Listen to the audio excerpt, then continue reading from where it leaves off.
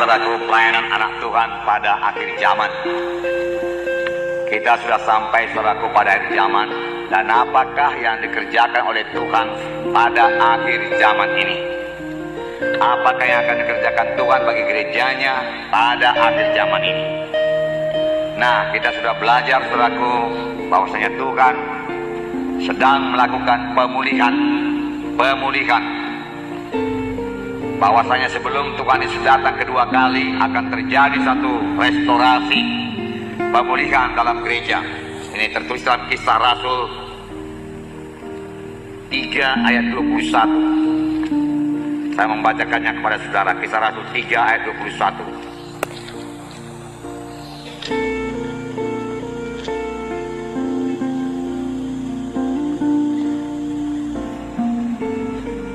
Kristus harus tinggal di sorga sampai waktu pemulihan segala sesuatu, seperti yang difirmankan Allah dengan perantaraan nabi-nabinya yang kudus pada zaman dahulu. Mari kita baca bersama-sama Kisah Para Rasul 3 ayat 21. Kristus itu harus tinggal di sorga sampai waktu pemulihan segala sesuatu, dengan perantaraan nabi-nabinya yang kudus di zaman dahulu. Jadi sudah pasti Kristus itu harus tinggal di sorga sampai waktu pemulihan segala sesuatu. Ini berarti saudaraku bahwasanya gereja Tuhan akan dipulihkan, pasti dipulihkan. Amin. Untuk ini saudaraku, pastilah perkara besar terjadi saudaraku. Pada akhir zaman barulah Tuhan Yesus bisa datang kedua kali. Dan memang Tuhan Yesus harus datang kedua kali. Dari itu gereja harus dipulihkan. Jadi pemulihan ini saudaraku pekerjaan Tuhan. Dan ini akan dikerjakan Tuhan, pasti dikerjakan Tuhan pada akhir zaman. Saudara, kita mengetahui bahwasanya Tuhan Yesus sudah lama melakukan pemulihan ini.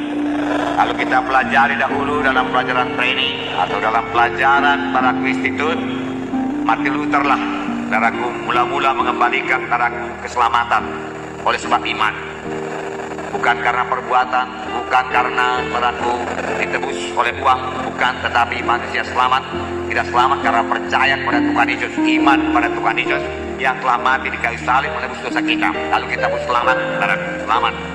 Nah, saudara, begitu jelas harusnya saudaraku suara Tuhan kita dengar. Amin, saudara. Ya, karena Roh Kudus mau berbicara kepada kita.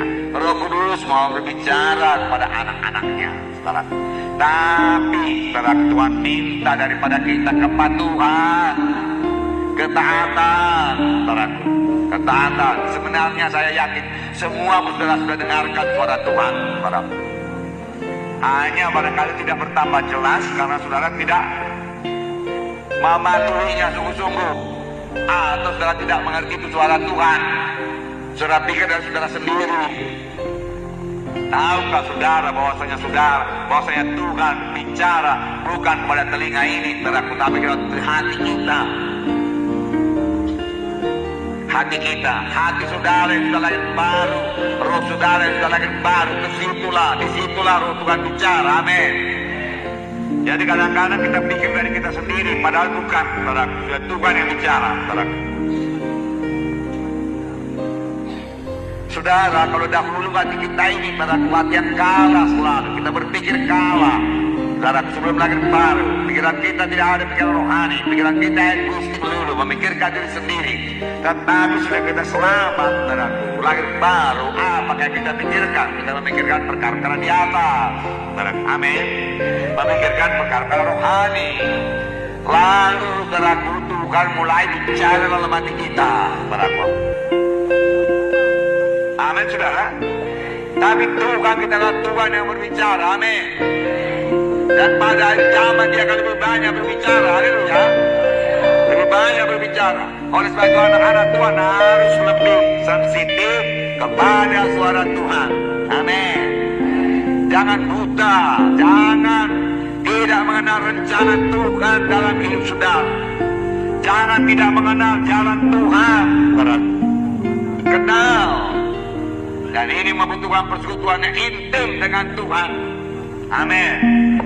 Ya, kalau membaca Alkitab harus, kalau doa 1 jam per hari itu haruslah minimum, saudara.